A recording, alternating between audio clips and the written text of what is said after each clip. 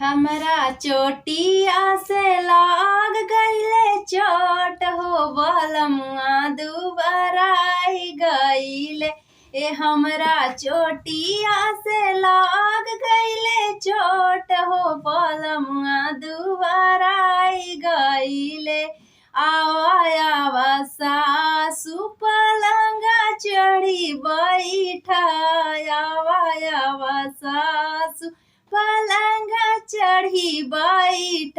अपना बेटावा के हॉर्लिक्स पियावा हो बलमुआ दुबराई गईले। ए अपना बेटावा के हॉर्लिक्स पियावा हो बलमुआ दुबराई गईले।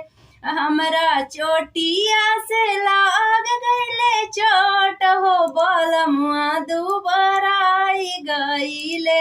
ए हमरा चोटिया से लाग गईले चोट हो देवरवा दुबराई गईले।